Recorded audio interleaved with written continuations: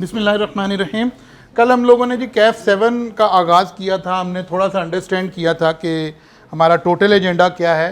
तो हमें पता चला था कि टोटल 12 चैप्टर्स हैं हमारे पास, जो कि कंपनी के स्टार्ट होने से शुरू हो रहे हैं और कंपनी को वाइंड अप करके ख़त्म हो रहे हैं। ठीक है ना।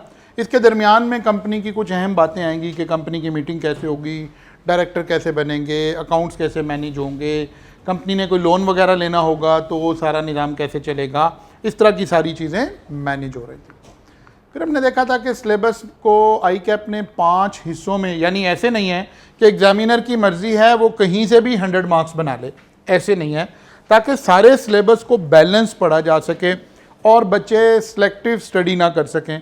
तो सिलेबस को 5 ग्रिड्स में डिवाइड कर दिया गया। ग्रिड ए के अंदर chapter number 1, 2 and 5 I cap की बुक के एतबार से मैं बात कर रहा हूँ, इसमें से 15 से 20% आ जाया करेगा। और ग्रिड बी जो है, जिसके अंदर चैप्टर नंबर 6, 7 एंड 10 होंगे, इसमें से 20 to 25% मार्क्स आएंगे। और ग्रिड सी, जिसमें चैप्टर 3, 4 एंड 8 हैं, ये असल में आई कैप ने सिमिलर चीज़ों को कंबाइन किया है।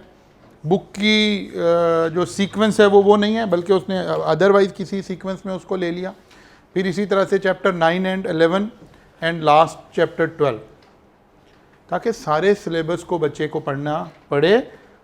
या ऐसे कहिए कि अगर हमने सारा सिलेबस पढ़ा हुआ है तो ताकि बैलेंस पेपर आए, हम भी उसमें ज़्यादा अच्छा परफॉर्म कर सकें।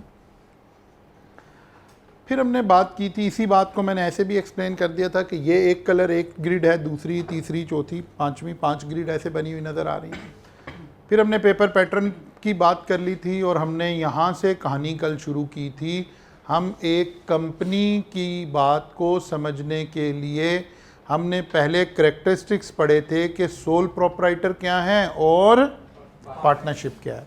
जब आप चैप्टर 1 का आगाज़ देखेंगे तो एक छोटा सा पैराग्राफ आपको सोल प्रोप्राइटरशिप के ये सारे करैक्टरिस्टिक्स समझा रहा होगा किताब के अंदर, एज इट इज लेकर आइएगा सब लोग।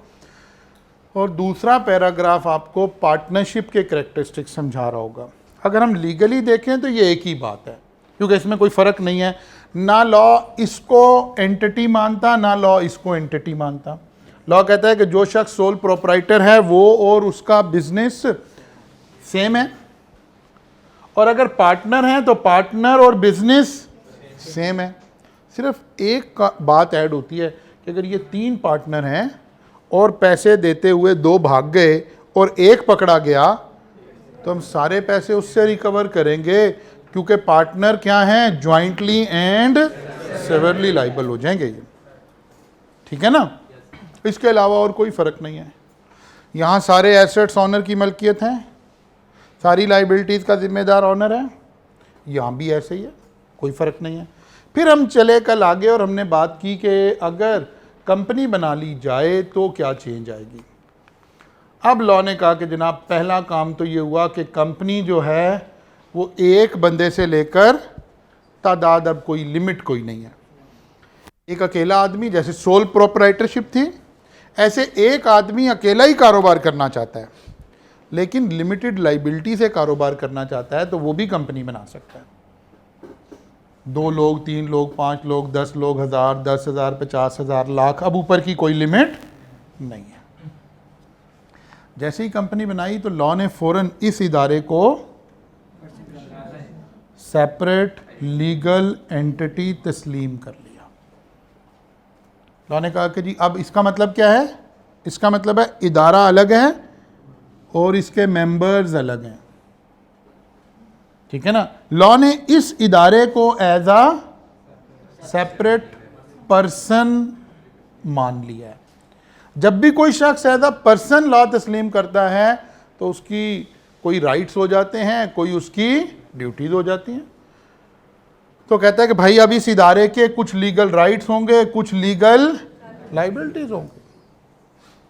हाँ, जो इसके मेंबर्स हैं, जिन्हें हम क्या कह रहे थे कल, शेयर होल्डर कह रहे थे, और दूसरा नाम क्या था, मेंबर्स। या अगरचे इसमें आगे चलेंगे तो हम एक बारीक सा डिफरेंस क्रिएट करेंगे, लेकिन फॉर द टाइम बीइंग ये दोनों लफ्ज़ इंटरचेंजेबली यूज हो सकते हैं, मेंबर्स और शेयर होल्डर। वो कहते हैं उनकी लाइबिलिटी लिमिटेड हो गई है। क्या मतलब, उन्होंने जितने पैसे कंपनी में लगाए हैं बस वो ज़ाया होंगे, इनसे और पैसे नहीं मांगे जा सकते। हाँ, अगर कोई पुरानी कंपनी बनी है और अभी शेयर के सारे पैसे नहीं आए, कल हमने कहा था कि अनपेड भी हो सकता था ना, वो पैसे मांगे जा सकते हैं। अगरचे वो बड़े अरसे से अब उस तरह की कंपनीज नहीं आती, लेकिन फिर भी कोई पुरानी कंपनी एग्जामिनर थ्योरेटिकली डिस्कशन के लिए बात कर दे तो अनपेड अमाउंट जो है वो आपकी लाइबिलिटी है। अगर मैंने सारे फुली शेयर्ड परचेज किए हुए हैं तो मेरी कोई लाइबिलिटी नहीं है, एज अ मेंबर मेरी कोई लाइबिलिटी नहीं है। सारी लाइबिलिटीज किसकी हैं? कंपनी की हैं। This is the basic concept of limited liability. मसलन जी, ये एक इदारा आ गया। अब हम देखते हैं जनाब, डेट्स एंड लाइबिलिटी कौन जिम्मेदार है? Company is liable, not its owner. Owner का कोई ताल्लुक नहीं है। कोई डेट्स हैं, कोई लाइबिलिटी है, कंपनी ने पे करनी है। कंपनी जाने और पैसे लेने वाले जाने, शेयर होल्डर का बीच में कोई ताल्लुक नहीं। ऑनरशिप ऑफ एसेट्स कंपनी के नाम पर। गाड़ी खरीदेंगे तो उसके ऊपर ऑनरशिप किसकी आ रही होगी? कंपनी की आ रही होगी। बैंक अकाउंट खुलेगा तो किसके नाम से खुलेगा? कंपनी के नाम से खुलेगा। आप कोई और एसेट परचेज करेंगे, उस एसेट का ऑनर कौन होगा? कंपनी ऑनर होगी। Right to receive from debtors, debtor कौन लोग हैं? जिनसे हमने पैसे लेने हैं। किसने लेने हैं? कंपनी ले लेने हैं, ठीक है ना। डेटर ओन्स टू कंपनी, ओज टू कंपनी, ना कंपनी के पैसे देने हैं। मैनेजमेंट बाय डायरेक्टर्स, लेकिन कंपनी चलाएगा कौन? डायरेक्टर चलाएंगे। डायरेक्टर मेंबर भी हो सकते हैं, आगे हम जाके डिटेल में पढ़ेंगे। मैनेजमेंट बाय डायरेक्टर, क्योंकि कंपनी नेचुरल पर्सन नहीं है ना, कंपनी खुद तो कोई डिसीजन नहीं ले सकेगी। कंपनी तो चल के किसी के पास नहीं जाएगी ना एग्रीमेंट करने। एक कंपनी दूसरी कंपनी से एग्री कर रहा है तो साइन कौन करेगा? डायरेक्टर ही करेंगे। तो मैनेजमेंट बाय डायरेक्टर का कॉन्सेप्ट लगा करेगा। Liability to pay tax, company is liable, company personally liable to pay tax. मतलब कंपनी ने टैक्स नहीं पे किया तो क्या उसके डायरेक्टर को उठा लें, उनसे पैसे निकलवाएं? No no, company is responsible. हाँ, कंपनी को उठा लें, कंपनी को लिक्विडेट कर दें, कंपनी के ऊपर मुकदमा कर दें। कंपनी के ऊपर मुकदमा हो सकेगा उसके अपने नाम से, कंपनी किसी पे मुकदमा कर सकेगी। सेपरेट लीगल एंटिटी का ये मतलब है। Legal obligation, normally company is liable. Normally का लफ्ज़ इसलिए लगाया कि अगर हम कोई इंटेंशनली डिफॉल्ट करेंगे एज ए डायरेक्टर तो फिर मैं पर्सनली रिस्पॉन्सिबल होऊंगा ना। मतलब ना मुझे कहता है अगर मेरी कंपनी ने डिविडेंड दिया है तो डिविडेंड के पैसे 15 दिन के अंदर अंदर डिसबर्स कर दें, और मैं वो पैसे डिसबर्स नहीं कर रहा तो अब मुझे सज़ा मिलेगी, कंपनी को नहीं मिलेगी। इस तरह के केसेस के अलावा इस वजह से लफ्ज़ क्या लगा? Normally company is liable. एक लफ्ज़ हम यूज़ करते हैं doctrine, doctrine of corporate personality. यानी डॉक्ट्राइन का मतलब है कोई उसूल, कानून का कोई उसूल होना, तो उसे हम डॉक्ट्राइन कह देते हैं। तो एक लफ्ज़ हम यूज़ करें डॉक्ट्राइन ऑफ कॉरपोरेट पर्सनैलिटी। इसका मतलब क्या है? इसका मतलब है unlike sole trader and partnership, company is legal person separate from its owner. Law recognize a company as person with legal rights and obligations similar to those of ordinary individual. इस उसूल को कि कंपनी एक person है और जैसे being a person मेरे rights हैं, मेरी लाइबिलिटीज़ हैं, इसी तरह कंपनी के राइट्स हैं, कंपनी की लाइबिलिटीज़ हैं। इस उसूल को क्या कहते हैं? Doctrine of corporate personality. Consequence of separate personality या कॉरपोरेट पर्सनैलिटी के कंसिक्वेंसेस क्या निकले, नताइज क्या निकले, इसका फ़ायदा क्या हुआ? वो कहता है भाई इसका एक फ़ायदा तो ये हुआ, limited liability of owner of the business. जैसे ही कॉरपोरेट एंटिटी को हमने अलग किया अपनी ज़ात से, सोल प्रोप्राइटरशिप में तो ऐसे नहीं था, ठीक है ना। जैसे ही मैंने उसको सेपरेट किया तो पहला फ़ायदा क्या हुआ? ऑनर्स की लाइबिलिटी लिमिटेड हो गई। ऑनर कौन है यहाँ पर? Shareholder owner. ठीक है ना, मेंबर्स ऑनर है। दूसरा क्या हुआ, separation of ownership from control. क्या मतलब, ऑनरशिप एक चीज है और कंपनी पे कंट्रोल और चीज है। हर ऑनर का बिजनेस पर कंट्रोल नहीं है कंपनी में। मसलन अभी आप स्टॉक एक्सचेंज में चले जाएं और थोड़े से शेयर परचेज कर ले एमसीबी बैंक के, तो क्या कल मियां मंशा आपके मशवरे से चलेगा? चलेगा, क्योंकि मियां मंशा के पास कंट्रोलिंग शेयर हैं। He will control the company. हाँ, आगे पढ़ेंगे, कुछ बातों में हमारी राय ली जाएगी सालाना बेसिस पर, किसी और बेसिस पर, लेकिन कंट्रोल किसी और चीज़ का नाम है और ओनरशिप किसी और चीज़ का नाम है। Transfer of ownership and perpetual, वो कहता है एक और काम फ़ायदा हो गया इस काम में, ओनरशिप अब ट्रांसफरेबल हो गई है।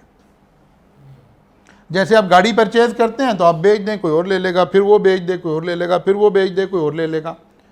This is just like an asset. किसी कंपनी में मेरे शेयर भी एक एसेट्स की तरह ट्रीट होंगे। जैसे मैं अपना प्लॉट बेच सकता हूँ, अपनी गाड़ी बेच सकता हूँ, अपना मोबाइल बेच सकता हूँ, ऐसे ही मैं अपनी कंपनी के शेयर भी बेच सकता हूँ। एक तो ये फायदा हो गया। एक और आगे बात लिखी हुई है, एंड परपेचुअल सक्सेशन। इसका क्या मतलब है? कंपनी हमेशा कायम रहेगी। अच्छा, इस बात को ज़रा लीगली इवॉल्व करते हैं अपने जहन में, थोड़ा सा इसको ज़रा बेहतर समझने की कोशिश करते हैं।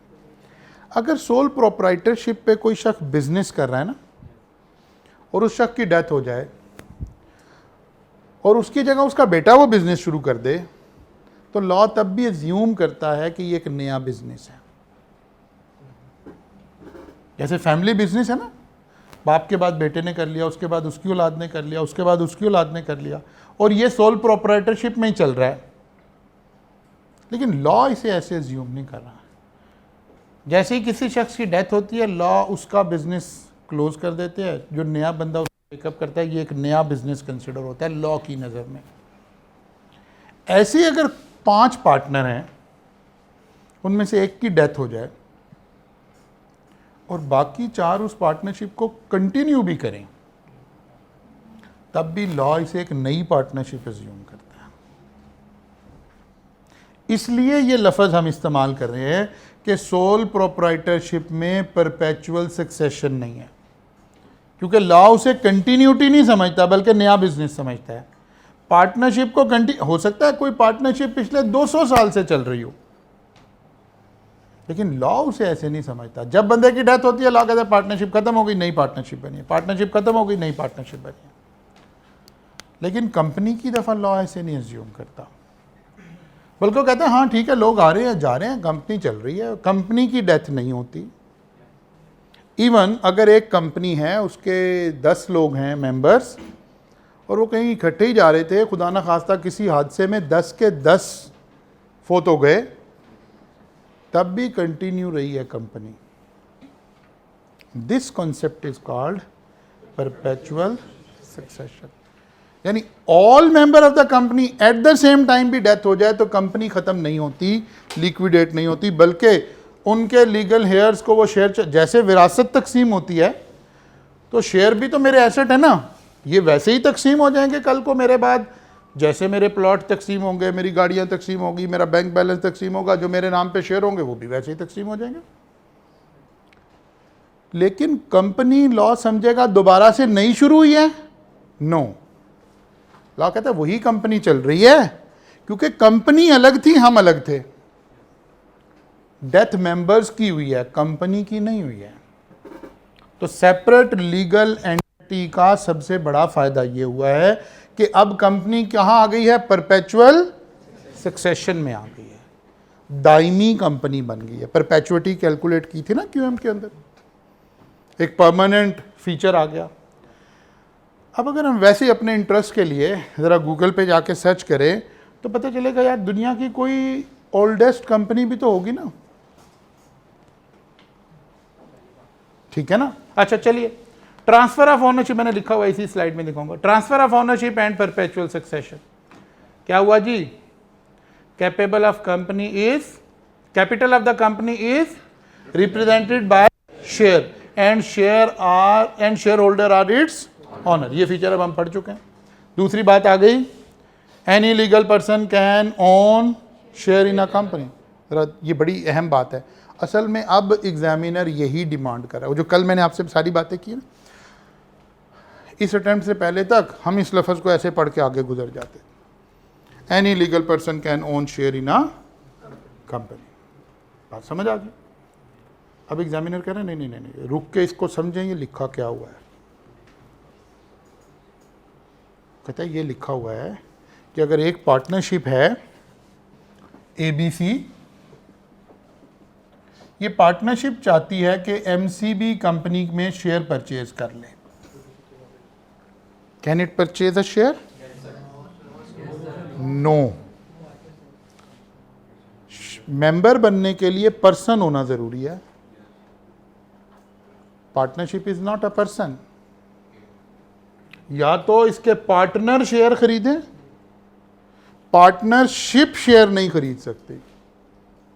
बात समझ आई है?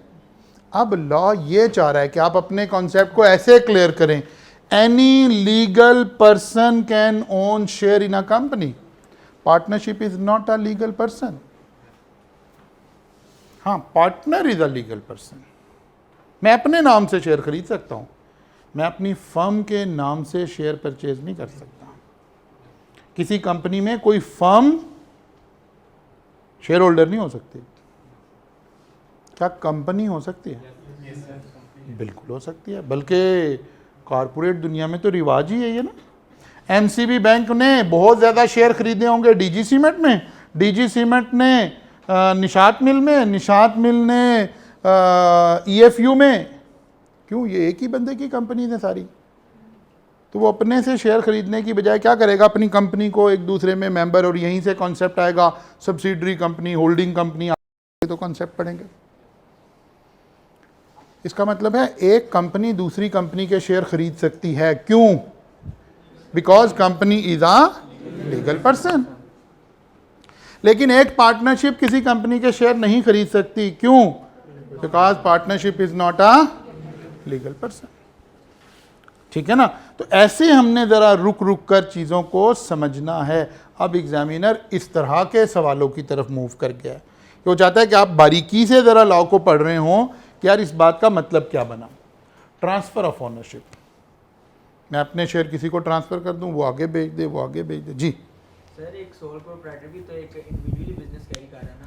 देखना है बिजनेस का नाम। मसलन मेरे बिजनेस का कोई एक नाम है XY ट्रेडर्स। क्या XY trader be a member of MCB bank? No. Zahid Kavi can be a member of MCB bank. This is ठीक होगी बात। Perpetual succession. तो जब आप गूगल जाके करेंगे ना ज़रा इंटरेस्ट क्रिएट करने के लिए, तो आपको नज़र आएगा क्या लिखा हुआ है जी। This is the first company जो कि आज अगर हम दुनिया में देखें तो ये हमारे पास सबसे ओल्डेस्ट कंपनी है जो 578 में बनी थी। इसका मतलब है आज खड़े होकर 2022 में देखें तो 1444 साल पुरानी कंपनी है। क्यों है? बिकॉज परपेचुअल सक्सेशन है। कंपनी चल रही है, चल रही है, चल रही है, चल रही है। लेकिन हम ये नहीं कह सकते कि कोई 1444 साल पुरानी पार्टनरशिप है, क्योंकि पार्टनरशिप में जैसे ही कोई आदमी फोत हो जाएगा तो वो नई पार्टनरशिप कहलाएगी। 1444 साल पुरानी पार्टनरशिप नहीं कहला सकती। Perpetual existence. तो कंपनी की परपेचुअल एग्जिस्टेंस हो सकती है ताकि क़यामत कंपनी चल सकती है। हाँ, कंपनी ख़त्म भी हो सकती है। कैसे? लिक्विडेट करके, वाइंडिंग अप करके। आखिरी चैप्टर में पढ़ेंगे कि यार ठीक है, एक कंपनी बना ली थी, अब ज़रूरत नहीं रही है कंपनी की, तो क्या करें? वाइंड अप कर दें, ख़त्म कर दें। क्या क्या तरीके हो सकते हैं, आखिरी चैप्टर में पढ़ भी रहे होंगे।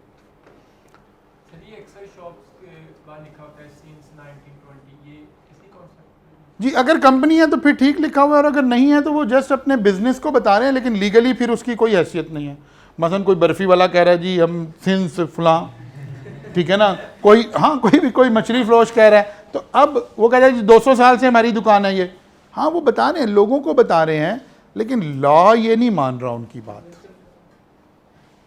लॉ ये बात नहीं मान रहा उनकी, ठीक है ना। हाँ, कंपनी हम कह सकते हैं नेस्ले इतने अरसे से है या ये कंपनी इतने अरसे से है, कंपनी क्लेम कर सकती है कि मेरी लाइफ इतनी हो चुकी हुई है, बट पार्टनरशिप और वो परपेचुअल नहीं हो सकती। हाँ, 10 साल पार्टनरशिप, 20 साल, 50 साल पार्टनरशिप करने के बाद 50 साल से किसी की डेथ नहीं हुई तो वो चल रही है, कोई बात नहीं है, लेकिन इन्फिनिटी लाइफ नहीं हो सकती इनकी। जाहिर है एक वक्त आएगा कि खत्म हो जाए। फिर देखते हैं जी, कॉन्सेप्ट ऑफ लिमिटेड लाइबिलिटी को थोड़ा सा अनफोल्ड कर लेते हैं। जी क्या कह रहे हैं?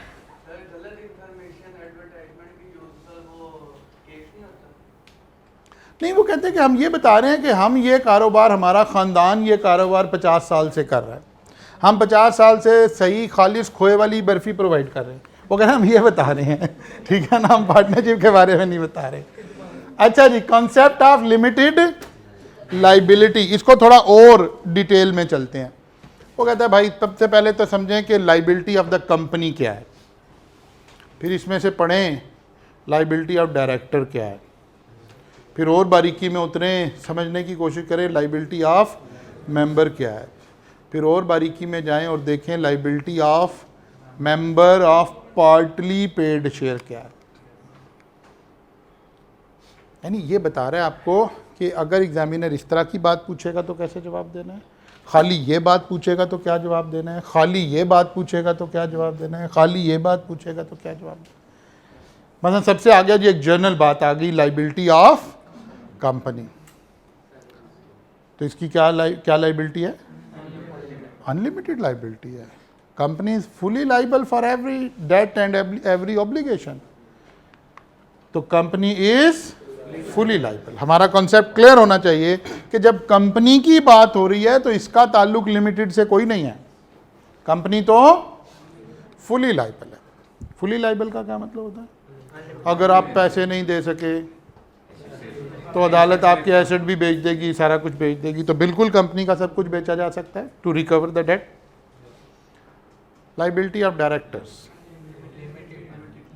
नॉट, नहीं तवज्जो से, नॉर्मली डायरेक्टर की कोई लाइबिलिटी नहीं है, बल्कि कंपनी की लाइबिलिटी है, सिवाय इसके कि अगर डायरेक्टर खुद विलफुल निगलेक्ट कर रहे हैं। जब हम डायरेक्टर के चैप्टर में पढ़ेंगे तो वहाँ देखेंगे कि डायरेक्टर की क्या क्या जिम्मेदारियां हैं जो उसने पूरी करनी है। वहाँ कोई डिफ़ॉल्ट आ रहा है तो then director is liable, otherwise director is an agent of the company. और आप कॉन्ट्रैक्ट एक्ट में ये बात पढ़ कर आए हैं कि प्रिंसिपल ही रिस्पॉन्सिबल हुआ करता है। तो एक्चुअली डायरेक्टर्स क्या हैं? एजेंट ऑफ द कंपनी है। जर्नली इनकी भी कोई लाइबिलिटी नहीं है। If acted with in their power not be personally liable. अगर डायरेक्टर को जो हमने इख्तियार दिया है वो उस इख्तियार के अंदर अंदर रह के काम कर रहे हैं, कोई काम ठीक हो रहा है कोई गलत हो रहा है, कोई बात नहीं, डायरेक्टर की कोई रिस्पॉन्सिबिलिटी नहीं है। Who is responsible? Company is responsible. Clear होगी बात जी? Now liability of members limited to the amount of their investment in company। जितने पैसे लगे हुए वो ज़ाया हो गए, और अगर कोई पैसे रहते हैं, members liable for unpaid amount। ऐसे हमें हर बात को ज़रा डिफरेंटली देखना है। जब हम, क्योंकि अभी आज आप बुक लेकर नहीं आए हैं, जब देखेंगे ना बुक में ये एक सेंटेंस ऐसे ठक करके लिखा हुआ होगा जो कि हमारी एग्जामिनेशन नीड पूरी नहीं कर रहा, क्योंकि एग्जामिनर क्या करेगा? सिनेरियो बना देगा, फिर कोई छोटा सा सिनेरियो बना। जब हम फ्लो चार्ट्स में कोई बात कर रहे होते हैं ना, इसका मतलब ही यही होता है कि यार देयर आर 4 डिफरेंट सिनेरियोज। तो सबसे पहले आपने देखना मैं किस सिनेरियो की गुफ्तगू कर रहा हूँ। अगर एग्जामिनर ने सिनेरियो ये वाला बना दिया है, वो कहता है जी एक कंपनी थी, उसने इतने शेयर इशू किए थे, शेयर 10 रुपये का था, 8 रुपये उसी वक्त ले लिए थे, फिर ये हो गया, फिर ये हो गया, फिर ये हो गया, कहता है बताओ कितनी लाइबिलिटी है। हमने देखना अच्छा यार ये पार्टली पेड की बात हो रही है, तो फिर हमारी लाइबिलिटी उतनी है जितने पैसे अभी हमारे देने वाले रहते हैं। वो कहता है नहीं जी एक कंपनी है, ये उसके डायरेक्टर थे, ये हुआ, अभी डायरेक्टर का आपने चैप्टर नहीं पढ़ा, दायरे आगे जाके पढ़ेंगे। तो हमने देखना है कि डायरेक्टर का कोई विलफुल निगलेक्ट है या जो हमने उसे पावर दी है उसके अंदर ही काम कर रहा है। अगर उसके अंदर अंदर काम कर रहा है तो कोई डायरेक्टर की तो कोई रिस्पॉन्सिबिलिटी नहीं है। मसलन वो कहता है जी कंपनी ने टैक्स पे नहीं किया, तो भाई कंपनी को पकड़ो, कंपनी ने टैक्स नहीं पे किया, डायरेक्टर तो पर्सनली रिस्पॉन्सिबल नहीं है। तो एक्चुअली जो लास्ट अटेम्प्ट का पेपर आया है वो चीख चीख कर बता रहा है कि जब तक टीचर ऐसे नहीं पढ़ाएंगे, जब तक बच्चे कॉन्सेप्ट को ऐसे क्लियर नहीं करेंगे, खाली लाइंस पढ़ के चले जाएंगे तो मसला हल नहीं होगा। इसीलिए मैंने आपसे कहा कि वन साइडेड बुक को लेंगे आप। अब आप क्या करोगे, स्लाइड आपके पास होंगी, इस वाले पेज के पीछे ये फ्लो चार्ट बना दोगे। एक तो आपके हाथ से चीज़ें गुजर जाएंगी, दूसरा आइंदा के लिए आपको पता होगा कि यार इस सिनेरियो में मुझे ये भी देखना है, इसमें ये भी देखना है, इसमें ये भी देखना है, इसमें ये भी देखना है। तो कॉन्सेप्ट ऑफ लिमिटेड लाइबिलिटी अपनी पीक पर ऐसे जा सकता है। ठीक होगी बात जी? अच्छा जी, अब आते हैं जी कंपनी की डेफिनेशन पर। कंपनी मीन्स अ कंपनी, जो लोग लॉ पढ़कर आए हैं, टैक्स पढ़कर आए हैं, आपको याद होगा कि हम अक्सर ये कहते हैं कि जब कोई लॉ आता है तो लॉ का सेक्शन 1 क्या करता है, उसका नाम रख देता है लॉ का, फिर बताता है कि कहाँ कहाँ पाकिस्तान में अप्लाई होगा, फिर बताता है कब से इम्प्लीमेंट होगा। अब जैसे कंपनीज एक्ट 2017, ये लफ्ज़ हम क्यों यूज़ कर रहे हैं, क्योंकि सेक्शन 1 में लिखा होगा कि this law will be called companies act 2017 and enforceable to whole Pakistan, फिर कोई डेट लिखी होगी फलां तारीख से। अब वो तारीख तो अब गुजर गई क्योंकि हम तो 2022 में खड़े हैं। फिर कंपनी की लॉ ने अगर कोई भी ऐसा लफ्ज़ इस्तेमाल करना है जो जर्नल डिक्शनरी मीनिंग से हटके करना है तो उसे डिफ़ाइन करना पड़ेगा। जैसे उसने कंपनी को डिफ़ाइन कर दिया, company means a company formed and registered under companies act 2017 और द कंपनी लॉ। अब द कंपनी लॉ को लॉ ने पहले डिफाइन कर रखा है। जैसे मैंने कल आपको ऐसे शायद यहाँ लिखा था कि हमारे पास जब before partition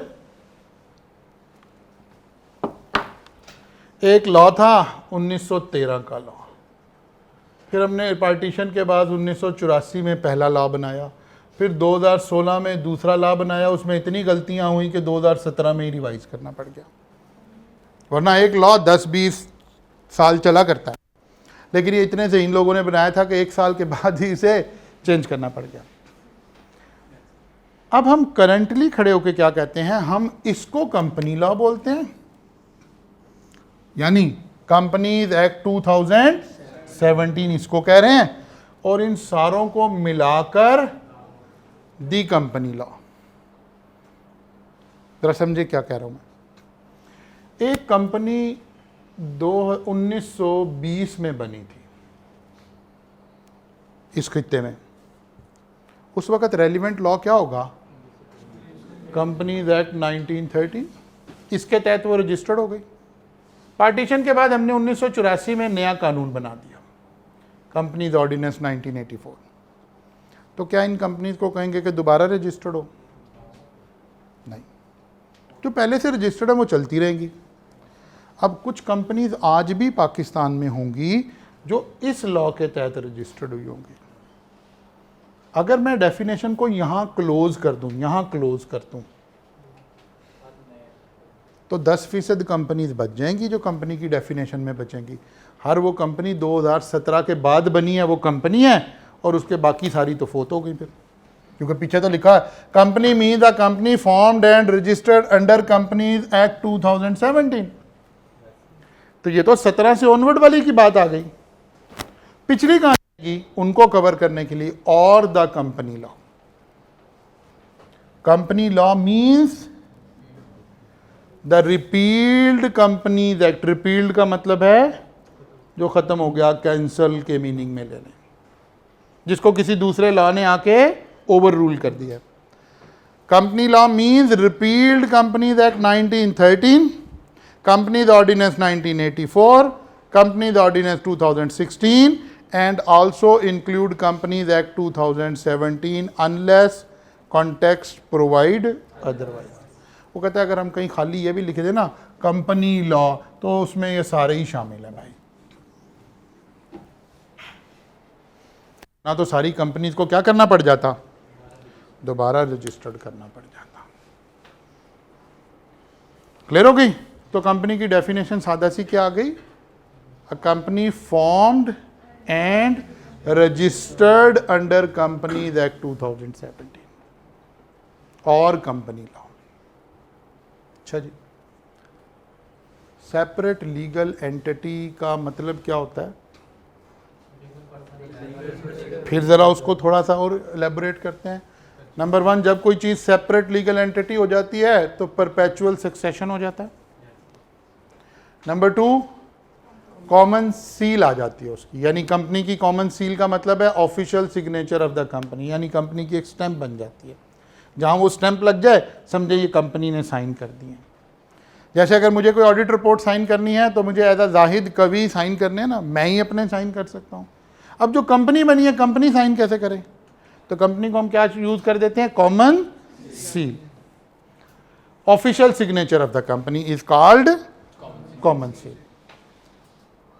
acquire, hold and dispose of property, क्या मतलब? कंपनी जो भी इदारा सेपरेट लीगल एंटिटी होगा वो अपने नाम से चीजें खरीद सकता है, रख सकता है, बेच सकता है। अच्छा जी, can sue and can be sue, क्या मतलब? वो किसी पर मुकदमा कर सकता है और उस पर कोई मुकदमा कर सकता है। जब किसी चीज में ये 4 कैरेक्टरिस्टिक्स होना तो इसका मतलब है ये सेपरेट लीगल एंटिटी हो गई। Company is also a separate legal entity. इसका मतलब कंपनी ये सारे काम कर सकती है। कंपनी की परपेचुअल सक्सेशन होगी, कंपनी के पास कॉमन सील होगी, company acquire, hold and dispose of property कर सकेगी, और कंपनी सू कर भी सकेगी और कंपनी को सू किया भी जा सकेगा। ठीक होगी बात? अब हम एक लफ्ज़ यूज करने लगे हैं, एक थोड़ी मुश्किल डेफिनेशन पढ़ने लगे हैं, बॉडी कॉरपोरेट और कॉरपोरेशन। वो कहते हैं ये क्या चीज होती है? A company incorporated under companies act 2017 और, क्या मतलब? क्या यहां बने या यहां तक जहां मर्जी बनी हुई हो? जब से सारी 1913 से लेकर आज तक जो भी कंपनी बनी है वो कंपनी इटसेल्फ खुद क्या है? बॉडी कॉरपोरेट है। यानी हर कंपनी बॉडी कॉरपोरेट भी है। Number 2, a company incorporated outside. अच्छा, ये तो हमने अपने खिते की बात कर ली कि हर वो इदारा जो 1913 से लेकर आज की तारीख तक बना, यानी जो इंग्लैंड में बना, जो अमेरिका में बना, वो यहाँ कवर होगा। कंपनी इनकॉर्पोरेटेड आउटसाइड, इसका मतलब सारी कंपनीज आ गई। अब body corporate declared as body corporate in the relevant statute. Statute means law. वो कहते हैं यार असल में 2 तरह से काम होते हैं, एक है कंपनी बनाना और एक है इदारा बनाना। अगर इदारे को भी सेपरेट लीगल एंटिटी बना दिया जाए और कंपनी ना बनाया जाए तो वो बॉडी कॉरपोरेट कहलाएगा। जैसे State Bank of Pakistan. State Bank of Pakistan is not a company. Company होता तो आगे क्या लिखा होता? लिमिटेड। नहीं, लिमिटेड तो नहीं लिखा हुआ। इसी तरह आई कैप,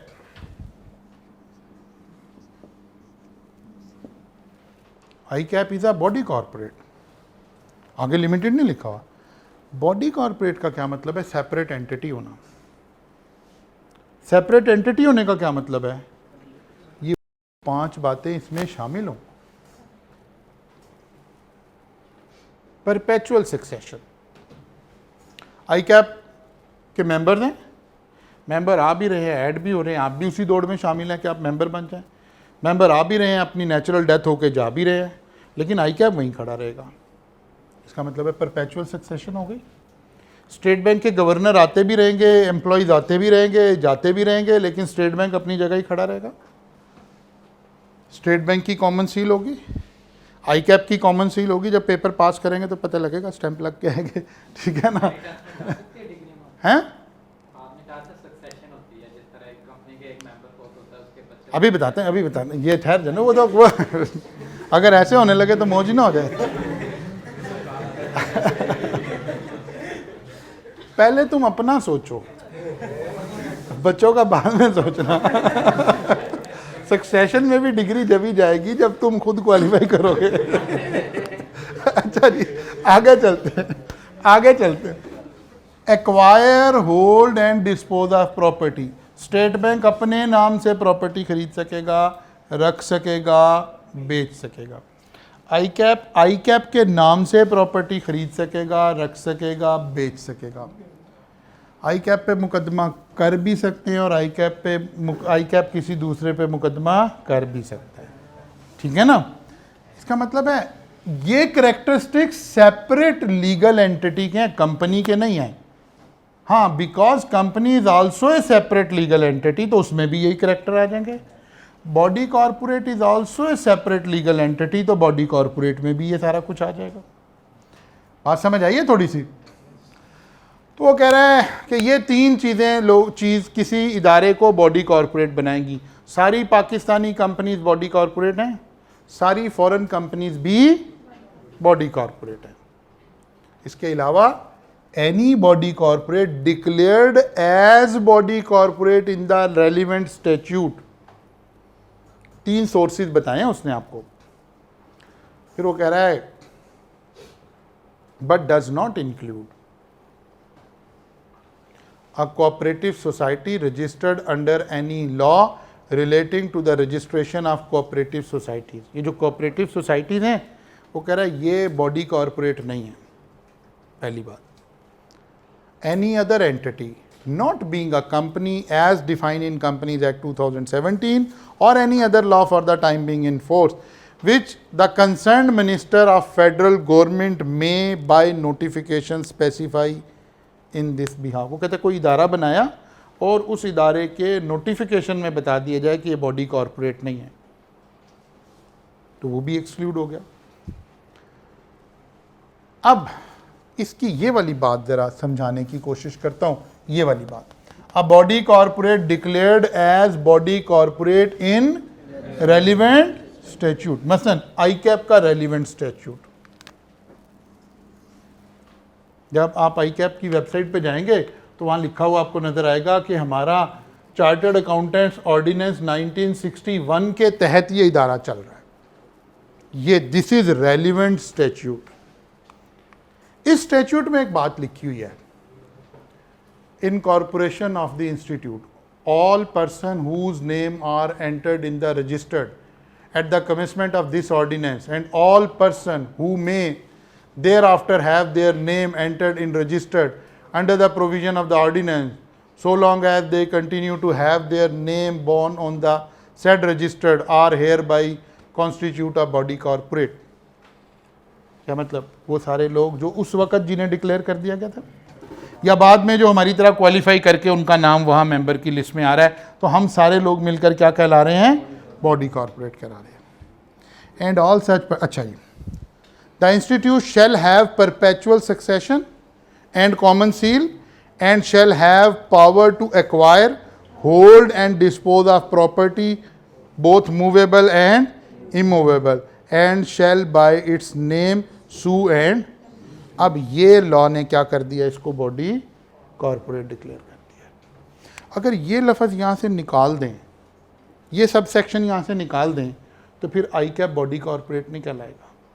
ये वाली बात यहाँ लिखी हुई है, a body corporate declared as body corporate in relevant statute, यानी जिस कानून के तहत वो इदारा बना है उस कानून में लिखा हो इस तरह के अल्फाज। ये अल्फाज बता रहे हैं कि इदारे को अब हमने क्या ट्रीट करना है? बॉडी कॉर्पोरेट ट्रीट करना है। बॉडी कॉर्पोरेट ट्रीट करने का क्या मतलब हुआ? वो 4-5 कैरेक्टरिस्टिक्स आ गए, वही लिखे हुए सारे। इसी तरह से स्टेट बैंक ऑफ पाकिस्तान जो है ये 1956 के एक्ट के तहत चल रहा है।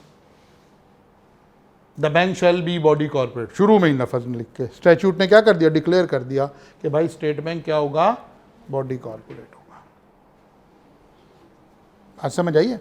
इसका मतलब है सेपरेट लीगल एंटिटी के दो इदारे आपके जहन में आ गए, एक कंपनी और एक बॉडी कॉर्पोरेट। लेकिन अब हम एक लफ्ज़ बोलते हैं, तमाम कंपनीज तो बॉडी कॉर्पोरेट हैं, ऐसे ही है ना, क्योंकि हमने कह दिया सारी कंपनीज बॉडी कॉर्पोरेट हैं। लेकिन हर body corporate legal and separate entity नहीं है until declared by relevant statute. उस कानून में लिखें कि हाँ जी स्टेट बैंक का इदारा बॉडी कॉर्पोरेट होगा जी। Body corporate non profit organisation होगी? नहीं, कोई ज़रूरी नहीं है, कोई ज़रूरी नहीं, जनरली ऐसे चल रहा होता है, ठीक है ना। जैसे State Bank of Pakistan is not a not profit organisation, वो तो एक रेगुलेटरी के तौर पे काम कर रहा है, but yes ICAP is a non profit organisation.